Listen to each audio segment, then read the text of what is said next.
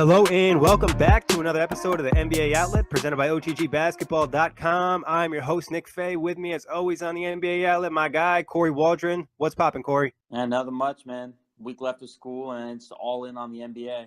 Yeah, Kory finishing up that college semester right there. And then, like you said, all in on the NBA. A lot of crazy stuff has been happening, injuries across the board. We're going to start off today with a little bit of what if, but before we do that, just a reminder, you can listen to NBA Outlet on iTunes, Blog Talk Radio, and OTGBasketball.com. So we're going to do in this what if game. I'm going to tell Kory a team's going to make a trade for a specific player, and Kory's going to tell me what that means for that team. You know, are they going to get to the finals? Are they going to get to the Eastern Conference Finals? Are they going to be a number one seed, etc.? So this is names that have been mentioned in trade rumors or just some guys that we've thrown out there. Some of the trades we may think will have a big impact, some may not. So to start it off, what if the Wizards traded for DeAndre Jordan? If the Wizards traded for DeAndre Jordan, they become an Eastern Conference Finals, not a lock, but they become probably a favorite to make it to the Eastern Conference Finals, and that's if John Wall is also healthy. I could agree with that. I think DeAndre would make them a lot more likely. Right now, I'd say Toronto might even be ahead of them with the way they're playing and John Wall being out. Giving DeAndre, definitely giving an impact. Gortat hasn't been huge, so that's a big what if right there. Still, would you put them above Boston or Cleveland, or do you think they're still they'd be the third best team regardless? I think they'd still be like the third best team regardless, but I do think DeAndre Jordan, you would get the most out of him, kind of like Chris Paul, having a point guard like John Wall. The oops would be flying. I just think DeAndre Jordan would be able to run that faster pace alongside of a Wall and a Bradley Beal and a Porter Jr. compared to Gortat, who's a little bit older and a little bit slower. Yeah, and Gortat had struggled in the playoffs last year, missed a lot of layups. DeAndre, like you said, him and that John Wall combo could be pretty exciting. All right, another one for you. Hey, what if the Cavs traded for DeMarcus Cousins? If the Cavs trade for DeMarcus Cousins, there is no question on which Eastern Conference team makes it to the NBA Finals. LeBron would get a dominant guy who can really take the load off his shoulders.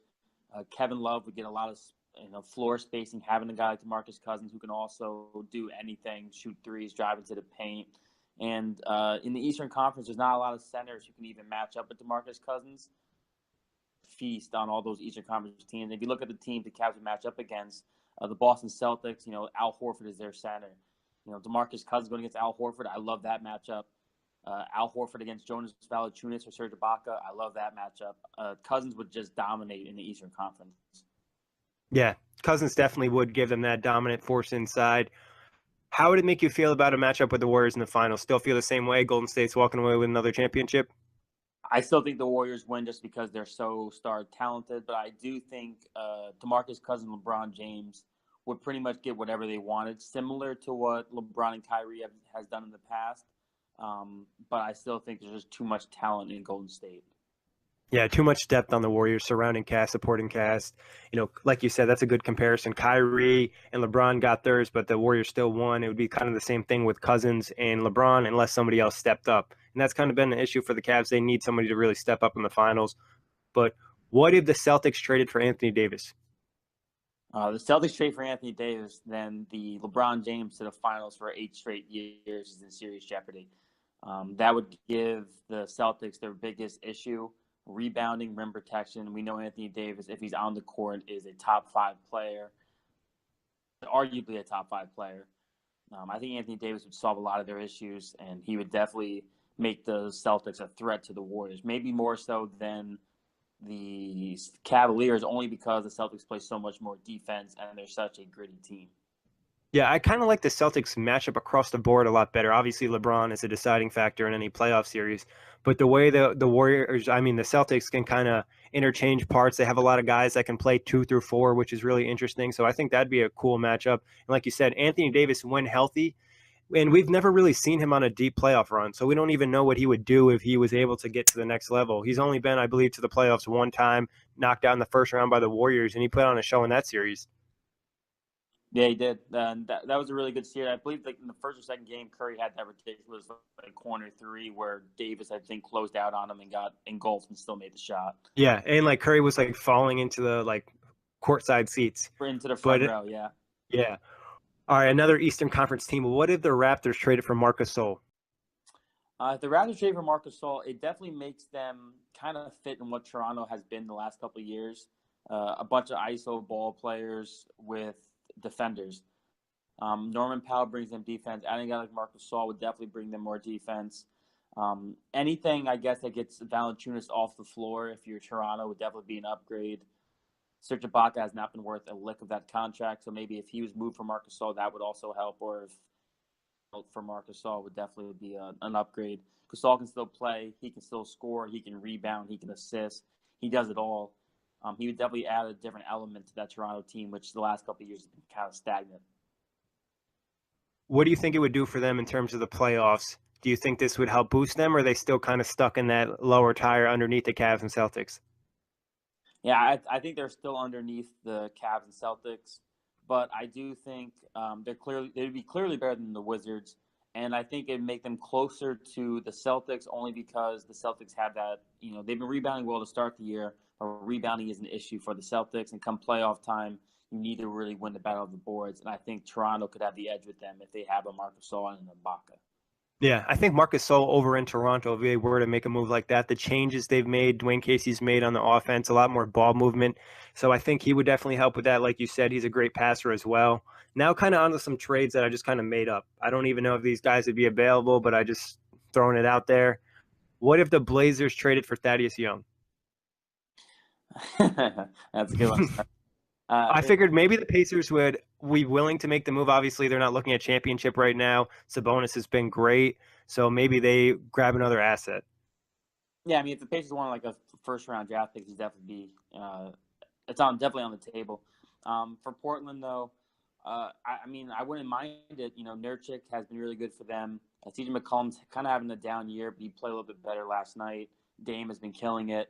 They could really use a guy like Thaddeus Young, who is high energy. He's got a high motor. He does a lot of the gritty things that players don't want to do. He can score decently around the basket. He's added the 3-point shot to his game. It's not like a lockdown shot, but definitely been more consistent in recent years.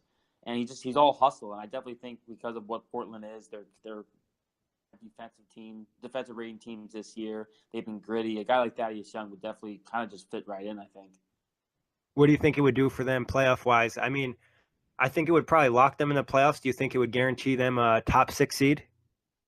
I don't know if it would lock them into a top 6 seed because I definitely think there might be some chemistry things if there was a trade to happen. But I think it's safe to say they would definitely remain a playoff team. Moving on to another one. What if the Knicks traded for George Hill? If the Knicks traded for George Hill, it would definitely sum up some point guard issues. Obviously, having Ron Baker, having Raymond Sessions, and then I can't say Frank's last name, but having Frank Ntilikina and Jarrett Jack. So they got 4 point guards, and they really don't know who they want to use. Everyone seems to get minutes depending on the night. Having George Hill will at least give them a defender. He's a veteran who can probably help Frank, who already has a kind of defensive presence and just really needs to change his offensive game to become more dominant on that end. George Hill definitely probably would get more playing time. And a 3-and-D player, I don't think you turn that away if you're the Knicks and you're fighting for that bottom of the East playoff seed. Would this lock the Knicks in the playoffs? I don't think you can lock the Knicks into the playoffs only because Porzingis seems to be unhealthy every year. And I'm worried that he's going to get hurt again. And Hardaway Jr. is already missing some time now. I don't think it would lock them in. This is better. Yeah. I think, like you said, obviously injuries for Porzingis are the main cog for that team because he is that game-changing element. But George Hill, I think he would be a nice fit. I think one thing, like you mentioned, Frank being out there, Hill would really help him because he can play on ball and off ball, and it always helps for young guards. I've noticed this a lot, having another ball handler on the floor help Frank's development. It would obviously be the question of George Hill's contract. Right, and that's been the biggest issue, but. I know you said these are like unreal. You don't think these are like realistic trades, but I mean, George Hill isn't happy so far in Sacramento, so I don't know how unrealistic this is. I think these trades are possible, but they're just kind of made up out of thin air. Like there's no basis or anything for them. It's either just like a rumor I've kind of thought maybe could work, maybe wouldn't. The next one I've seen on like Nets Twitter, so I'll throw this out there. What if the Cavs traded for Spencer Dinwiddie and Trevor Booker? Wow. That would be That would be really interesting. Only for the fact that it would be interesting, but I don't think it would work. First off, Trevor Booker would be solid to at least have a rugged guy who can play a small ball 5 and can play some minutes at the 4. I really like what Trevor Booker can do. I mean, if he gets the minutes, he's almost an easy double-double. And Dinwiddie, obviously, he's been killing it for the Nets.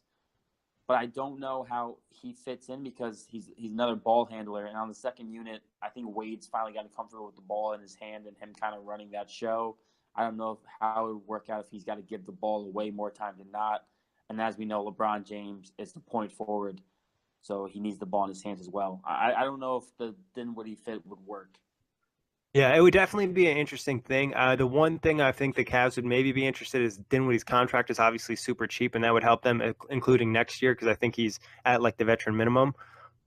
It would only work if Isaiah Thomas wasn't coming back, because I think Dinwiddie actually in the starting lineup with LeBron would make sense because Dinwiddie has the ability to play off ball, and his 3-point shot has gotten so much better. So I think that would work. And like you said, Trevor Booker off the bench.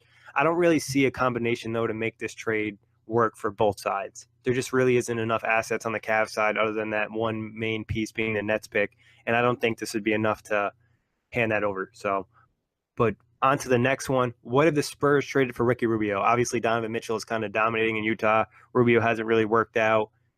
Could the Spurs pull the trigger on a trade like this? I mean, it's possible. The Spurs are just one of those teams that never seems to make a deal at the deadline or any type of trade, really. They just don't really move pieces around. They generally go into the offseason, they get who they get, and they kind of just ride it out for the most part. But if they were to get a guy – if they were to get a guy like Rubio, it would definitely add a playmaking aspect that they're kind of lacking at the point guard position. Patty Mills has kind of had a down year and some bigger role minutes. Tony Parker just got back, so we're going to see how he comes back from the torn quad or hamstring, whichever thing he tore. I have to see how he comes back. But they really like that kid Murray, DeJounte Murray. So Yeah, he's good. I don't know if they go out and get another point guard. If they did, what do you think it would do for the Spurs? Would it help them much or not really? I don't think it would help that much, only because once Kawhi comes back in, you really don't need much from the point guard position, and Ricky Rubio doesn't help with floor spacing. At least having Patty Mills out there, he can space the floor. DeJounte Murray gives you a little bit of everything, and then Parker is still drive and dish kind of guy. I don't know if Rubio's pick and roll would help that much. I definitely think it would help Aldridge, but I don't know if it would have a great impact on the Spurs. Yeah, the spacing is always my concern with Rubio. The only thing that maybe could help it was because the Spurs could put out so many floor spacers at other positions. But like you said, I don't know if Spurs make a move. If they did make the trade, it's still tough to see them get past Houston or Golden State. But before we get out of that, the what if game. Oh, go ahead, Kory.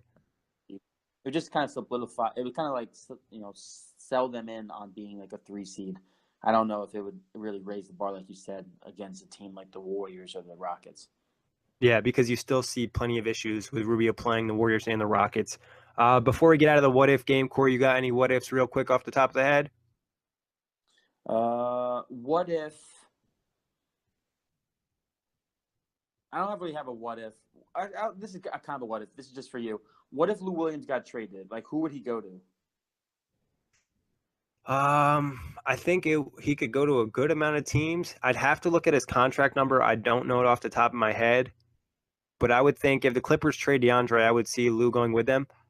In my head, if I was the Clippers, I'd try to package DeAndre and Lou together so I can get the best possible asset. Maybe I can get a better asset than I originally would if I didn't. And I think Washington maybe makes sense in that because they could use the bench scoring.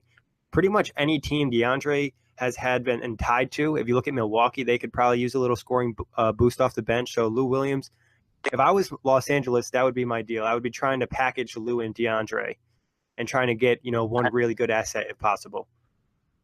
Yeah, I 100% agree. I think I said that on either one of the podcasts or something. I said that. I definitely agree. I think if you're the Clippers, you can package those guys. You might be able to get that first round draft pick you're looking for. Yeah, like if I'm them, I'm trying to at least get some type of young player, first round pick. The Clippers are in a weird situation right now because we've kind of talked about it a little bit in the past. All the money locked up to different players, and players that you don't really want around if you're going to do a rebuild. So it's just like, I don't know what's really going to happen in Los Angeles. A lot of tough decisions. But talking about tough decisions, let's move on to injuries. So some injuries lately in the NBA. Biggest one, obviously, Steph Curry is going to be out a couple weeks and be reevaluated, dealing with some ankle injury. His ankle, he had the MRI, no tears or any structural damage, but it's still swelling a lot. About Steph Curry having the ankle injury.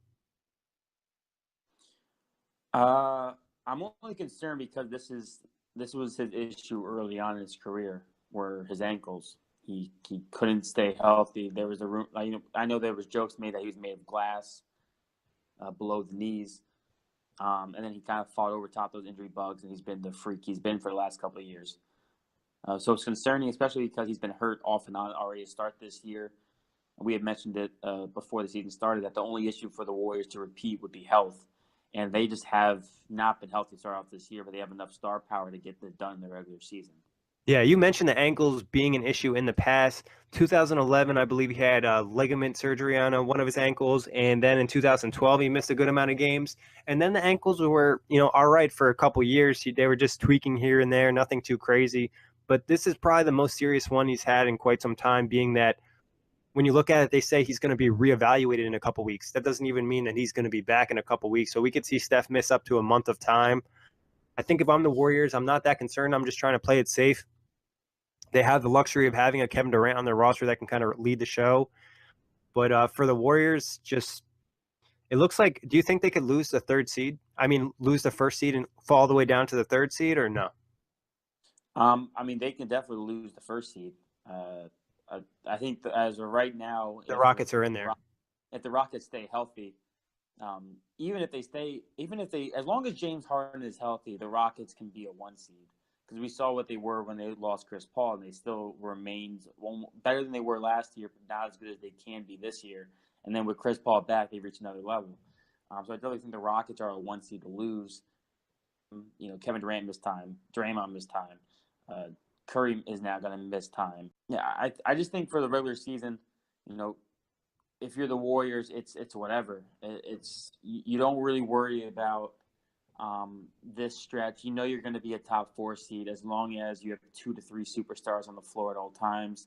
Kind of like what the Rockets did with Chris Paul and how they let Chris Paul sit out for a month just to get his knee right, even though it's just a bruise. I wouldn't be surprised if the Warriors take this really cautiously with Curry, let that ankle fully heal. Not playing for January and February. You're playing for April and June. So I just think you got to get there. I agree. I think it doesn't really matter, and you have the luxury, like I said, having Kevin Durant, Klay Thompson, Draymond Green, Andre Iguodala, even some nice young pieces on the bench. So I think the Warriors will be fine. It's just long as Steph gets 100%, that's all they have to really worry about. Everything else doesn't really matter. Like you said, long as they're in the playoffs and Steph's 100%, you're good to go. The ankles are obviously the main reason the Warriors were able to get in the position they were salary-wise the last few years, because they were able to sign him at that contract extension at that price. So obviously it's a little concerning, but long as he gets back healthy, I think they'll be fine. Steve Clifford, Charlotte Hornets coach, will be out indefinitely. We don't know the medical condition or anything. He wants that to be private. How much will this impact the Hornets? It'll definitely impact the Hornets because don't they have a new assistant coach too? Because Patrick Ewing went to Georgetown, so it's not even like the guy who's calling the shots underneath Steve Clifford has been there for a long time. At least I don't think he has. So it's definitely going to be concerning, especially because Clifford has gotten a lot out of Dwight Howard to start off the year and has been using Dwight Howard extremely well. Anytime you lose your head coach, things are going to change slightly. Like, this isn't like Luke Walton or Alvin Gentry taking over for Steve Kerr and the Warriors. This is a completely different situation. You don't have the same kind of talent. So I don't think you're going to get the same kind of result, especially with a Charlotte team that doesn't even have 10 wins yet on the season. Yeah, I think that's the issue that's the most important is, if you're on a great team, there's a lot of talented players, you're probably going to still win games. In the Hornets situation, already struggling on the season, having some guys coming back from injury like Nick Batum and some guys out right now, I think it could be a real issue for the Hornets, and it kind of was going to dig them into a deep hole and might prevent them from getting in the playoffs depending on how long he's out. Yeah, they've already had, Kemba Walker miss a couple days with games with a shoulder injury. The playoffs I thought to come into the year were a lock, and it's looking bleak at this point in time, especially with teams like the Knicks and Pacers, Pistons, all these teams playing well. I mean, Orlando isn't completely out of it yet. There's a lot of teams playing a little bit better than the Hornets right now, and losing your head coach, it just is a recipe for disaster at this point. Yeah, pretty much the Eastern Conference is real tight right now. Only two teams that aren't 3 games out of the playoff picture are the Hawks and the Bulls. So the East is no joke, especially in the Hornets struggling.